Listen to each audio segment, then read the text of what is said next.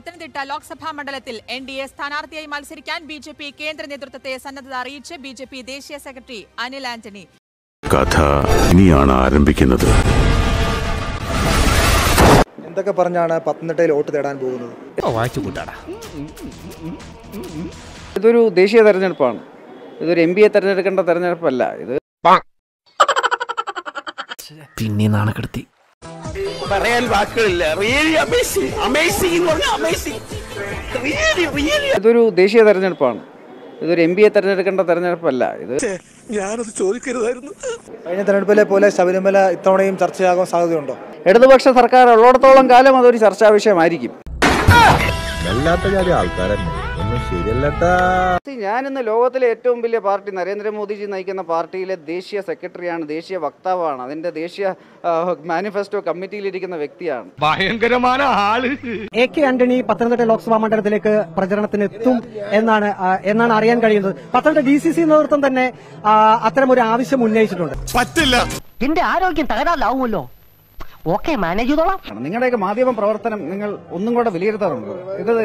ഇതൊക്കെ വെറും നിങ്ങൾ ഓരോ ദിവസം രാവിലെ എണീറ്റ് എന്തെങ്കിലും തോന്നും അത് നിങ്ങൾ എഴുതും, എന്നിട്ട് മാധ്യമ പ്രവർത്തനം എന്നാണ് പറയുന്നത്. എനിക്ക് അവകാശമുള്ള മുതലിനെ കുറിച്ച് എനിക്ക് ആദ്യം കാണാതിരിക്കോ? ഈ തെരഞ്ഞെടുപ്പിൽ ഞാൻ പറയുന്നു, ഇവിടെ ആരൊക്കെ വന്നാലും ഇവിടെ ഒരു കാര്യവും നടക്കില്ല. പത്തനംതിട്ടയിൽ ഞാൻ വിജയിക്കും. എന്റെ ബുദ്ധിപരമായ നീക്കം കണ്ടിട്ട് എന്ത് തോന്നുന്നു? ഒന്നും തോന്നുന്നില്ല. അണയാൻ പോകുന്ന തീ ആളിക്കത്തും. ഇന്ന് സജീവമായിട്ടുള്ള ഏറ്റവും മുതിർന്ന നേതാക്കൾ രാഹുൽ ഗാന്ധി ഉൾപ്പെടെയുള്ളവർ, മറ്റാരായാലും ഇവിടെ അടുത്ത 40 ദിവസം വന്നാലും ഒരു കാര്യവുമില്ല. തോൽക്കുന്നതിന് തൊട്ട് മുമ്പ് വരെ ശുഭാപ്തി വിശ്വാസം വളരെ നല്ലതാണ്. അനിൽ ആന്റണിയുടെ വിജയം ഉറപ്പാക്കുക എന്നതാണ് കേരളത്തെ സംബന്ധിച്ചിടത്തോളം ഏറ്റവും അനിവാര്യമായ കാര്യം. അതെങ്ങനെയാ? കർത്താവ് അടിയുള്ളവരെ കൊണ്ട് അറിയാൻ പറയില്ലല്ല. BJPയുടെ മുഴുവൻ പ്രവർത്തകരും വളരെ ആത്മാർത്ഥ മുൻപന്തിയിലുണ്ടാവും, ഒരു സംശയം വേണ്ട. നാട്ടുകാരുടെ കപന്തിനെ നടക്കുന്ന ഹിമാറാവേ കുടിയും പറമ്പും പോകാൻ നോക്കിക്കോളി. AK ആന്റണിയെ പോലൊരു മാന്യനായ വ്യക്തി ഈ നാണം കെട്ട കോൺഗ്രസ് സംസ്കാരത്തിന് വേണ്ടി ഇനി ചങ്ക് പറിക്കേണ്ട കാര്യമില്ല. അങ്ങനെ വീട്ടിലിരുന്ന് മകന്റെ വിജയത്തിന് പ്രാർത്ഥിക്കുക എന്നാണ് ചെയ്യേണ്ടതെന്ന് എന്റെ അഭിപ്രായം. ഞാനൊന്നും മിണ്ടുന്നില്ല. വോട്ടെടുപ്പ് കഴിഞ്ഞപ്പോൾ 30,000 വോട്ടിന്റെ ഭൂരിപക്ഷം താൻ മണ്ഡലത്തിൽ പ്രതീക്ഷിക്കുന്നുണ്ടെന്ന് അനിൽ അവകാശപ്പെട്ടു. അങ്ങനെ പറയരുത്, എല്ലാവരും കാണരുത്, എല്ലാവരും അത്രക്കാരല്ല. NDAക്ക് 35% വോട്ട് ലഭിക്കുമെന്നും അനിൽ പറഞ്ഞു. തോമസ് ഐസക്കിനെ മറികടന്ന് അനിൽ ആന്റണി രണ്ടാമതെത്തുമെന്ന് എക്സിറ്റ് പോൾ ഫലങ്ങൾ കൂടി പ്രവചിച്ചതോടെ അനിൽ ആന്റണി കടുത്ത പ്രതീക്ഷയിലായിരുന്നു. അതിന് ഒരു സംശയവുമില്ല. ഇത് ജൂൺ 4-ാം തീയതി നിങ്ങൾ വളരെ വ്യക്തമായി കാണും.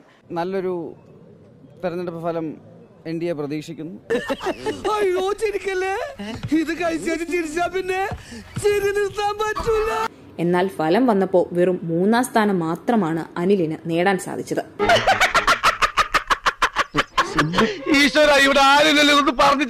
അട്ടിമറി വിജയം പ്രതീക്ഷിച്ച BJP ദേശീയ നേതൃത്വത്തിന് 3-ാം സ്ഥാനമെന്ന തീർത്തും നിരാശപ്പെടുത്തിയ പ്രകടനമാണ് അനിലിന് നൽകാൻ കഴിഞ്ഞത്. സാരമില്ല, അടുത്ത വർഷമല്ലേ പോയിട്ട് ചില അത്യാവശ്യം ഉണ്ട്.